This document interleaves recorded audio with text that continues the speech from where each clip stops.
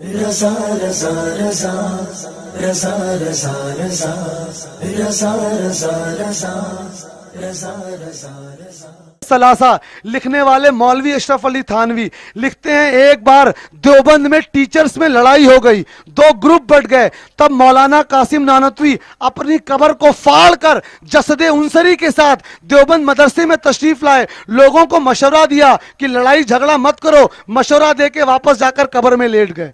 ہم پوچھتے ہیں نانوتوی صاحب کو قبر میں کس نے بتایا کہ اس دنیا میں کیا ہو رہا ہے؟ نانوتوی صاحب کو کس نے بتایا کہ دیوبند میں لڑائی ہو گئی ہے؟ قبر سے دیوبند تک کا راستہ نانوتوی صاحب کو کس نے بتایا؟ اگر یہ چیزیں کفر ہے، آپ کو پورے مجمع کے سامنے کہنا پڑے گا کہ تھانوی صاحب سے کفر ہوا ہے، یہاں پر بولنا پڑے گا۔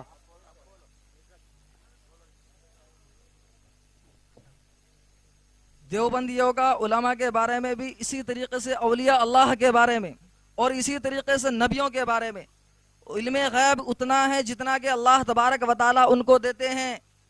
ایسا نہیں ہے جیسا کہ اللہ تبارک و تعالیٰ کے علم غیب ہے۔ اللہ تبارک و تعالیٰ کے علم غیب لامحدود ہے، اور اولیاء اللہ کا ہو اور یا نبیوں کا ہو، علم غیب یہاں پر جو اللہ تبارک و تعالیٰ ان کو محدود دیتا ہے لیکن اللہ تعالیٰ کا لامحدود ہے۔ تو پھر ہم یہاں پر یہ کہتے ہیں کہ علم غیب اللہ تعالیٰ کا اور نبیوں کا کتنا زمین آسمان کا فرق ہو گیا۔ اور آپ کے کہنے کے مطابق جیسے کہ آپ نے کہا کہ اللہ کے رسول صلی اللہ علیہ وسلم کو جو علم غیب تھا، حضرت عائشہ کے اوپر جو تہمت لگی، اللہ کے رسول صلی اللہ علیہ وسلم کو پہلے سے معلوم تھا اور اللہ کے رسول صلی اللہ علیہ وسلم وحی کا انتظار کر رہے تھے۔ تو پھر یہ سب باتیں کس بات کی دلیل ہو رہی ہیں آپ کی جانب سے؟ ویسے ہی حضرت عائشہ کے بارے میں نے کہا تھا کہ ہار ٹوٹ گیا تھا، منافقین کی بات ہوئی تھی، وہاں بھی علم غیب کے بارے میں آپ کا جو تصور نظر آ رہا ہے اور آپ کا جو نظریہ مجھے معلوم ہو رہا ہے وہ ایسا معلوم ہو رہا ہے کہ اللہ تعالیٰ کے علم غیب اور اللہ کے رسول صلی اللہ علیہ وسلم کے علم غیب میں نعوذ باللہ فرق نہیں کر پا رہے ہیں۔ آپ سب نے سنا، حضرت نے کہا حضرت کو ایسا محسوس ہو رہا ہے۔ میں نے اب تک کچھ کہا؟ میرے بڑے بھائی، ہم نے تقریر کے بالکل شروع میں واضح کیا، اگر آپ نہیں آئے تھے، ذاتی اور عطائی کہی تھی، یاد ہے آپ کو؟ اللہ مردوں کو زندہ کرتا ہے، حضرت عیسیٰ بھی کرتے تھے، یہ طاقت اللہ نے دی تھی۔ اللہ ہوا کا ڈائریکشن چینج کرتا ہے، لیکن سلیمان علیہ السلام کو اللہ نے دی تھی۔ گنگوہی صاحب کہتے ہیں فتویٰ رشیدیہ میں کہ شیخ عبد القادر جیلانی بھی مدد کر سکتے ہیں اگر کوئی ان کو پکارے، اس عقیدے کے ساتھ کہ اللہ نے ان کو دی ہے۔ آپ ہم پہ کیوں الزام لگا رہے کہ ہم ذاتی سوچتے ہیں؟ ہمارے امام احمد رضا خان بریلوی رحمۃ اللہ علیہ نے اپنی کتاب میں پہلے پیج پہ لکھ دیا، کتاب کا نام بھی لکھ لیں، الدولۃ المکیہ، اللہ کا علم ذاتی اس کا اپنا ہے، لامحدود ہے، حضور کا عطائی ہے اور محدود ہے۔ ہم جو چیز کہہ رہے نہیں ہیں وہ ہم کو اب کیوں مان رہے ہیں بھائی؟ سب ریکارڈ کر رہا ہے، سنیے۔ میں نے کبھی کہا معاذ اللہ کی حضور اور اللہ برابر ہے؟ اور محسوس کا ہم کچھ نہیں کر سکتے حضور بھائی، ہنسے مت، دیکھیں سنجیدہ گفتگو ہے۔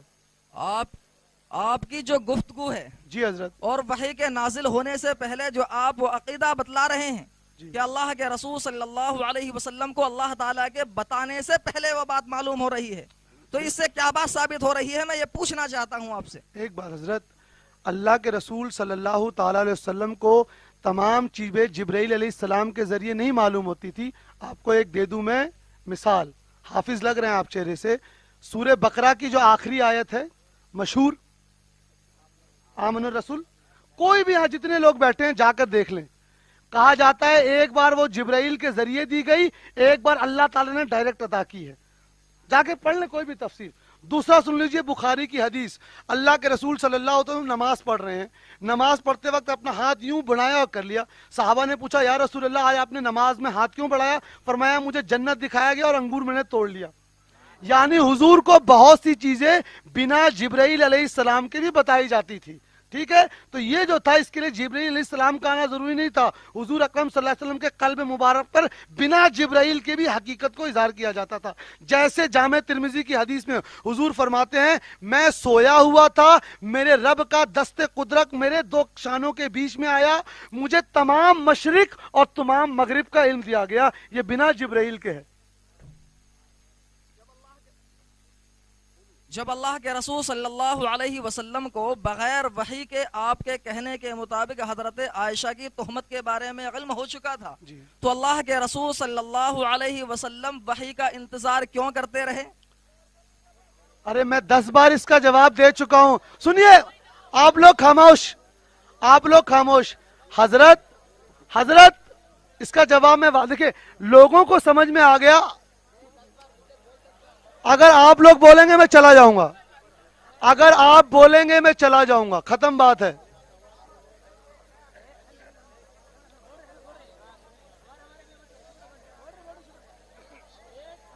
क्या है भाई, कोपल के लोग, मुझे बहुत दुख हो रहा है। मैं कोपल, आप लोग कैसा बिहेव कर रहे हैं। मैं तीसरी बार इस जवाब को दोहरा रहा हूं, तीसरी बार।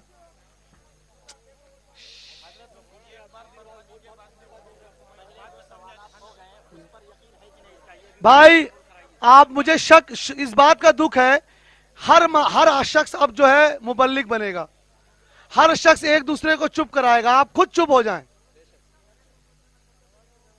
हजरत ने तीसरी बार सवाल किया कि जब हुजूर को इस बात का इल्म था तो हुजूर ने 40 दिन इंतजार क्यों किया।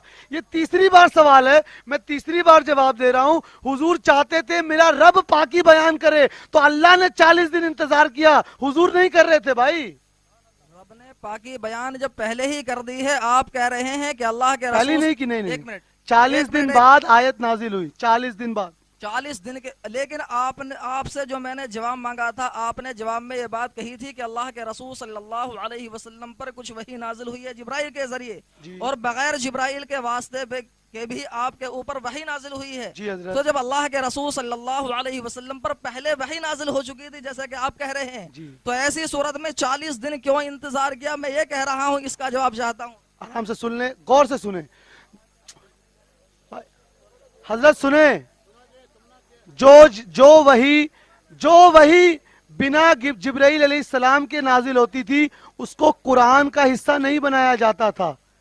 समझ लिए भाई, आप लोग सुनेंगे तो फिर इल्म कैसे बढ़ेगा।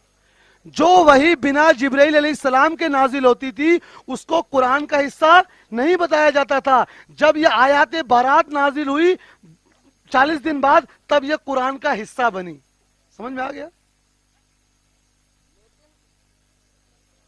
लेकिन हदीस में तो वो लिखी जाती थी ना, जैसे कि हमारे पास दो चीजें हैं, एक है कलाम पाक और दूसरा है हदीस। तो अगर कलाम पाक में वो चीज नहीं आई तो हदीस में तो आ रही थी ना। जी, बहुत सारी ऐसी चीजें हैं जो अल्लाह के रसूल सल्लल्लाहु अलैहि वसल्लम ने सिर्फ खास सहाबियों की दी, हदीस से साबित कर रहा हूं। हजरत हुजैफा रजी अल्लाह ताला अन्हु को अल्लाह ताला ने अल्लाह के रसूल सल्लल्लाहु अलैहि वसल्लम को तमाम मुनाफिकीन के नाम बताए, तो अल्लाह के रसूल सल्लल्लाहु अलैहि वसल्लम ने उन मुनाफिकीन के नाम सबको नहीं बताए, न किसी हदीस में लिखा गया है, सिर्फ हुजैफा रजी अल्लाह ताला अन्हु को बताए। सिर्फ कुरान की वो चीजें हैं जो पूरी लिखी गई हैं, खास इल्म सबको नहीं दिए गए। पूछने दीजिए उनको। जैसे मसलन उमर रजी अल्लाह ताला अन्हु के सामने जब किसी की मौत हो जाती तो बोलते हुजैफा को बुलाओ। मालूम है आप लोग को, हुजैफा रजी अल्लाह तआला आते तो कहते हैं कि देखो सिर्फ तुमको रसूल अल्लाह ने ये इल्म दिया है कि कौन मुनाफिक था, बताओ ये मुनाफिक है कि नहीं। वो कहते हैं तो नहीं पढ़ाता, बोलते नहीं तो पढ़ाते। ये हदीस में मौजूद है।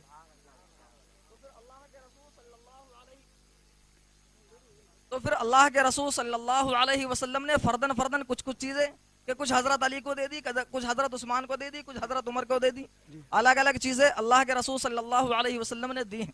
या आप बता रहे हैं या पूछ रहे हैं? मैं पूछ रहा हूं आपसे, मैं सवाल कर रहा हूं, मैं बता नहीं रहा। नहीं, हमारे पास जो हदीस है वो सिर्फ हुजैफा रजी अल्लाह तआला के बारे में, इसलिए हमने बताया। हमने जो आपको बताया ये हदीस मौजूद है, फतहुल बारी में देख लें कि सिर्फ हुजैफा रजी अल्लाह तआला को मुनाफिकीन के नाम बताए गए थे।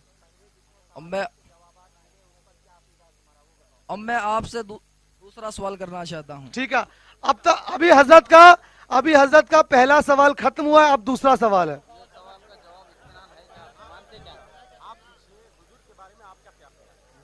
अच्छा नहीं, जी हजरत दूसरा सवाल।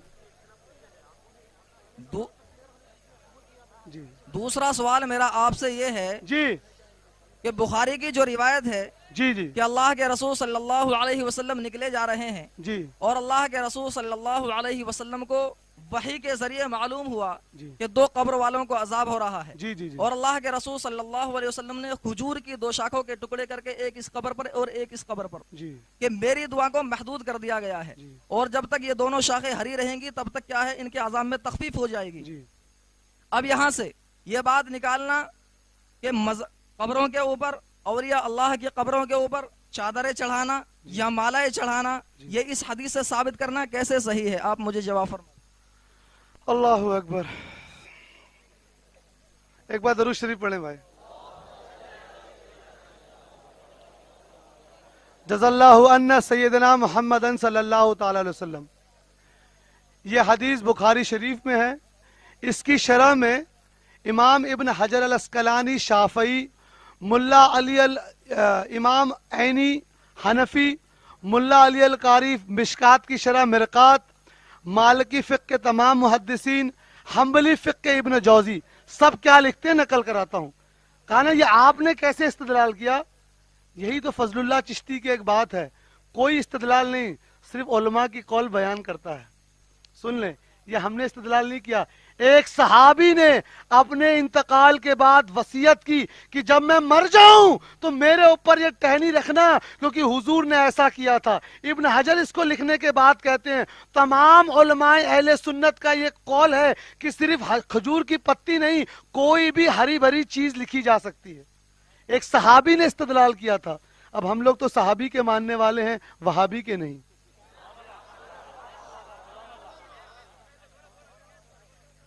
ہری بھری چیز رکھی جا سکتی ہے، کھجور کی ٹہنی ہو یا کسی اور درخت کی شاخ ہو، آپ لوگوں نے کیوں مخصوص کر لیا ہے پھولوں کو؟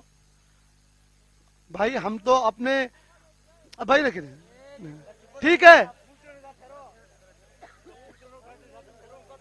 بھائی رکے بھائی، نہیں آپ پوچھے بھائی،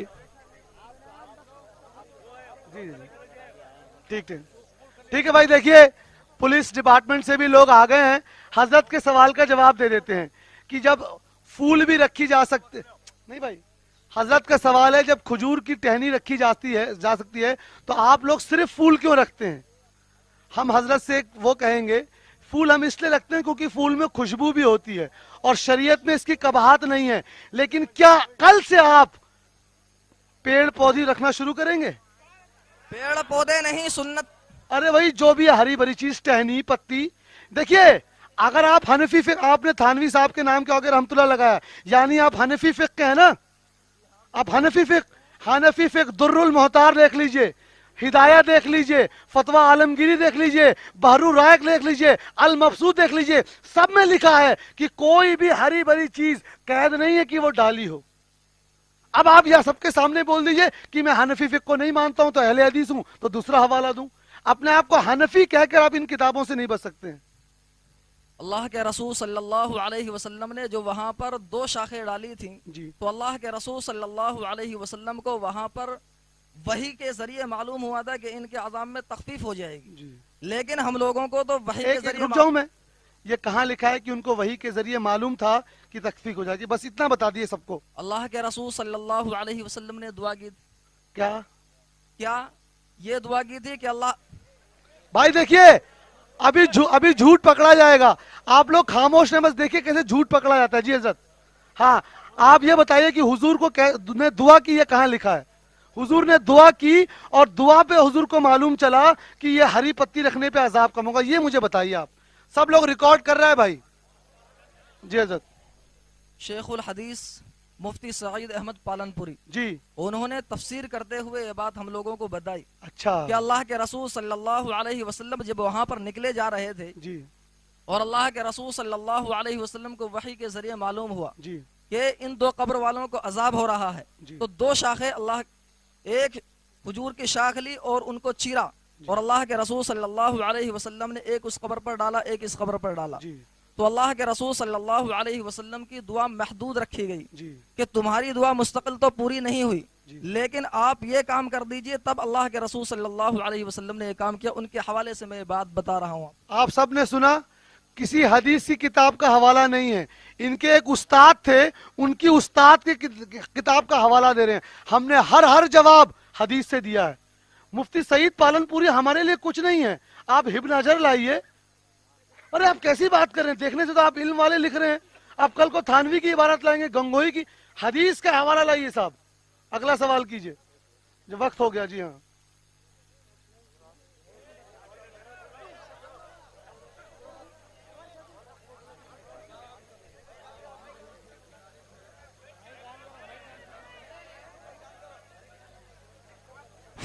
ہلو ایک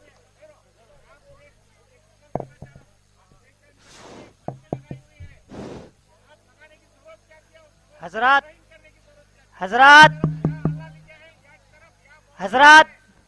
اور مشائخ سے ایک گزارش ہے. میں تو چلا جاؤں گا. آپ کو حضرت سے وہ کتاب لینی ہے جس میں وہ پالن پوری صاحب نے وہ حدیث نقل کی ہے کہ حضور کو وحی آئی تھی کہ تم دعا کرو گے تو تم یہ توڑ کر رکھو, دعا کرو گے آپ سب کے سامنے. اور اگر یہ نہ دے پائے وہ حدیث تو ان کو سب کے سامنے بولنا پڑے گا کہ میں نے حضور کی طرف ایک غلط حدیث موڑی تھی. اگر نہ دیکھ پائے آپ تو آپ نے ابھی حوالہ دیا نا حضرت کی پالن پوری صاحب نے وہ حدیث نقل کی ہے کہ حضور جا رہے تھے تو حضور کو یہ وحی آئی کہ تم اس کو توڑ کر رکھ دو اور دعا کرو. پھر آپ نے کہا میں پالن پوری صاحب کے حوالے سے کہہ رہا ہوں. اگر آپ پورے کوپل شہر والوں کو بول دیں یہ حدیث آپ نہ دکھا پائے تو آپ نہیں یہ لکھ کے دے دیں گے کہ پالن پوری صاحب جھوٹے اور مکار تھے. اگر نہ دکھا پائے تو بتائیے, ایک ہی سوال ہم کر رہے ہیں, دیں گے کہ نہیں؟ اگر ارے حضرت ہمارا ایک ہی سوال ہے. آپ نے ایک حدیث کا حوالہ دیا اور کہا یہ میں پالن پوری صاحب کے حوالے سے دے رہا ہوں. میری ایک چھوٹی سی گزارش, آپ نے اتنا کچھ کہا, میں نے کچھ نہیں کرا. میری ایک گزارش, آپ پورے شہر کے کسی بھی مشائخ کو پالن پوری صاحب کی اس حدیث کو اصل حدیث کی کتاب سے لا کے دکھا دیں. اگر آپ دے دیں گے تو الحمدللہ ہم آپ کے شکر گزار ہوں گے کہ آپ نے ایک حدیث میں ہمارا علم اضافہ کیا. لیکن وہ حدیث اگر نہیں ہوگی تو کیا آپ یہ مانیں گے کہ پالن پوری صاحب نے حضور کی طرف ایک جھوٹی حدیث مڑی؟ ایک چھوٹا سوال ہے, ہاں یا نا؟ پہلے بھائی ان کو بولنے دیجیے, وہ بہت خطرناک سوال ہے. اب میں ابھی یہاں پر اتر پردیش سے یہاں ہوں. اچھا میرے پاس کتابوں کا ذخیرہ کم ہے, جی جس کی بنا پر جب میں گھر جاؤں گا عید میں جی تو اس سے پہلے میں آپ کو ان کی کوئی بات آپ کے پاس تک پہنچانا مشکل ہے میرا, جی. کیونکہ جب تک میں وہاں نہیں جاتا میرا ان کی کتاب اور ان سے رابطہ نہیں ہوتا. اچھا پالن پوری صاحب کی اس کتاب کا نام بتا دیجئے, میں خرید لوں گا. پالن پوری صاحب کی کتاب کیا, میں ان کے درس میں بیٹھا ہوا تھا اور انہوں نے اس طریقے کی تشریح کی ہے جو میں نے آپ کے سامنے بتائی ہے. بس ٹھیک ہے, لے لیجئے مائک بھائی, کلیئر ہو گیا. اب آپ دیکھ رہے ہیں نا, آپ نے ابھی صرف ان کتابوں میں جعلی چیز دیکھی نا کیسے بدل رہے ہیں. اب درسگاہوں میں بھی غلط چیز بتائی جا رہی ہے. چلیے بھائی صلی اللہ علی محمد صلی اللہ علیہ وسلم.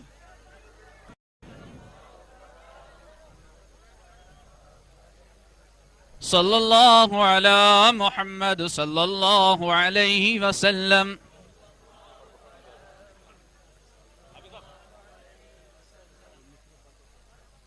یا نبی سلام علیکہ, یا رسول سلام علیکہ, یا حبیب سلام علیکہ, صلوات اللہ علیکہ,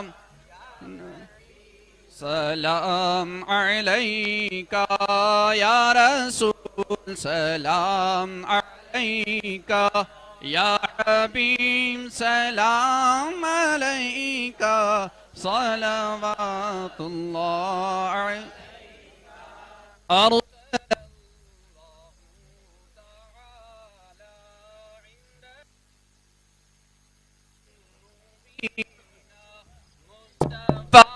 ما جاء إلا رحمة للعالمين. يا نبي سلام عليك, يا رسول سلام علیکہ یا حبیب سلام علیکہ صلوات اللہ علیکہ صبح لوں گا شام لوں گا تیرا پیار لوں گا قبر سے اٹھتے ہی آقا تیرا دامن تھام لوں گا یا نبی سلام علیکہ یا رسول سلام علیکہ یا حبیب سلام علیکہ صلوات اللہ الصلاة والسلام علیکہ یا رسول اللہ الصلاة والسلام علیکہ یا نور خلق اللہ الصلاة والسلام علیکہ یا قاسم رزق اللہ الصلاة والسلام علیکہ سرور کائنات فخر موجودات احمد مجتبی محمد مصطفیٰ صلی اللہ علیہ وسلم